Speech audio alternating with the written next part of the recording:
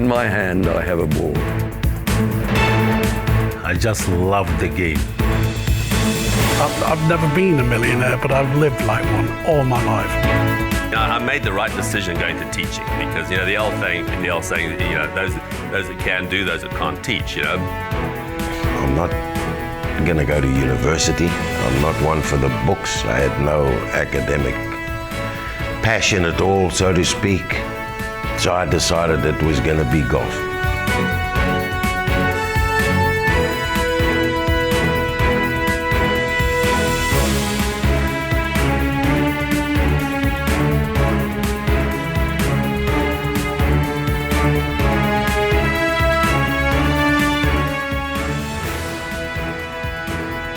January 1953, Swartcourt Country Club. My life really changed that day. There I was, lunchtime at the club, just outside Dale Hayes' father, Otway's pro shop, lying in a carry cot. Can you imagine Dale Hayes in a carry cot, the way it looks now? But there was something in his eye. I knew there was trouble ahead. And I wish now that I just reached down in front of his mother, Glenn, and strangled the little so-and-so, because all the grief he's given me from then on. Anyway, Dale has been a great friend over the years. I've taught him all he knows, but happily not all I know, not yet. Well, Hutchie, I think that's a little bit unfair because I've dedicated my life to making you famous. But Hutchie, thanks very much for joining us. You've just celebrated your 82nd birthday. There's probably nobody in South Africa that has seen as much golf and has played as much golf as you have. You're the most experienced person that I can think of in South Africa. I want to just ask you a few questions. Bobby Locke, just how good was he? Well, honestly, Dale, I still believe, and I say this with full belief, he's still the best player I've ever seen. I've seen guys hit it further, higher, wider, but I've never seen anybody play as well as Bobby. He never seemed to pull the wrong club.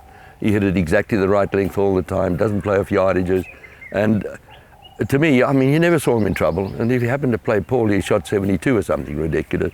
But to me, he is still the best player of golf that I've ever seen. And to give you an idea, I met in America many years ago Bruce Devlin, who you'll all remember, the great Australian player. And he introduced me to Claude Harmon, who won the 48 Masters. And when he said, Denis Hutchinson from South Africa, he looked at me, Claude said, you know what? He said, we had to ban that old bastard Bobby Locke. He said he was too good for all of us. An unsolicited comment. And so that'll give you an idea how great Bobby was.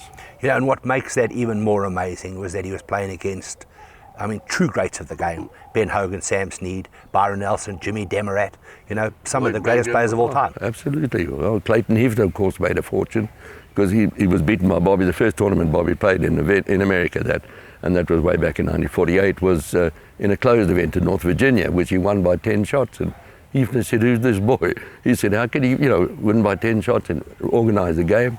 And he said, you keep your mouth shut, I'll make a fortune. And he just backed Bobby every week. And of course, Bobby, I think, won 17 events in America in 2 years. Unbelievable performance. And of course, one of those is still a record margin victory in the Chicago tournament. The Chicago Victory Open, he won by 16 shots. That's right. Fantastic. Now, he was that sort of player, Dale, as you remember. Well, you wouldn't, but your dad would. Your dad was the only player that really beat him in a 20-year spell here from 35 to 55. In a match play event, your dad beat Bobby. But he used to shoot 468 or whatever it was, win the tournament.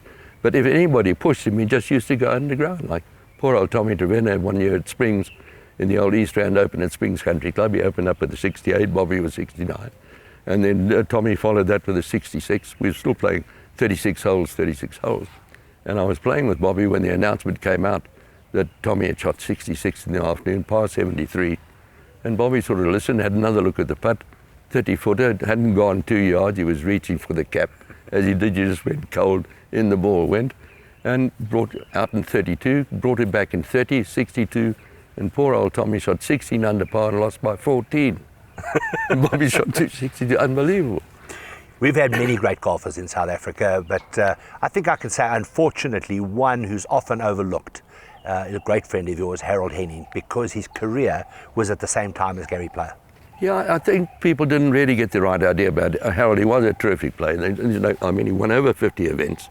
around the world. I mean, Harold won everywhere he went, and then of course he won in the senior tour as well when he'd stopped playing for nearly 10 years. But Harold was his own man. He did it his own way. You wouldn't let anybody watch him practice. He always used to practice somewhere else.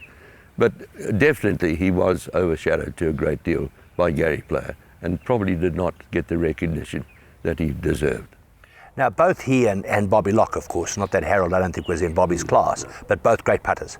Unbelievable putters, you know. And well, I think most of all our great players have all been terrific putters. There's no question. I think because of the greens we learnt on. If you don't make a good strike, and especially in the old days with the nappy greens, or what they called grey and we call nap, but if you don't strike the ball perfectly, it will never stay on the line. And I think we develop putters in this country that actually hit the ball beautifully on the greens, squarer than most other places. I think it would be fair to say that over the years you've had a love-hate relationship with Gary Player.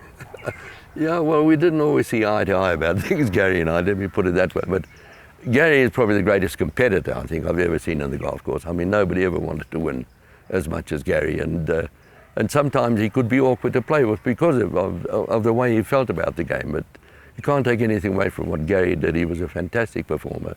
And it's just, the pity we didn't always see eye to eye. We get on fine. Say hello, Gary, now. He's always was a laugher, like his father. And I can only say well done to what Gary did. When you look back, you look back at his record, only Tiger and Nicholas since the Second World War have won more majors than Gary. I mean, it's pretty amazing. No, it looked fantastic. And to think when he turned pro, both he and Harold, fun enough, when I first met you, so-and-so, 1953, they both turned pro after the Transvaal Amateur that was played at Glendale Golf Club. And I don't even think Gary qualified to play. He was like a 4-5 handicap when he turned pro. Harold, of course, could play. But determined he was going to be the best player in the world, and he really did get there. And that, actually, I've got one little record I might be quite proud of. I might be the only player that played a competitive round with the big three, Arnold Palmer, Jack Nicklaus and Gary Player, in the World Cup in Hawaii in 1964. We were drawn together, and actually a competitive round in that World Cup. That's amazing. He's played all three of them in one day. One day, yeah. The team, they were, Arnie and Jack were the team, and we were playing for America, and we played for South Africa. And of course you saw Hogan and Sneed and everybody else play. Well, I saw Hogan, I think, still hit the three best shots I ever saw hit in my life, and I followed him for a few holes at the tournament they play at Fort Worth. Is it? Colonial. Colonial, that's it. And this long par three into the wind, and the wind was blowing like billy-o, and I'd watch other guys hitting 1 irons, 2 irons in there, and I'm going back to 1960. And he got there and he just took this 4-wood or whatever it was out of the bag, 3-wood maybe. And pin was right in the front. He just gave a little bunt with about 4 inches of grip showing. A foot truce bob right at the hole. He just turned to the caddy, another ball, little cut up into the back right corner, and was a green like this with a slope. And then another ball caddy, and just drilled it straight into the back left corner, into a strong wind, and put the club in the bag and just walked off. And I thought, well, I might as well be watching a machine, and I never watched him hit another shot. It was just so machine-like. I preferred watching more human people like Julie Boris and those guys.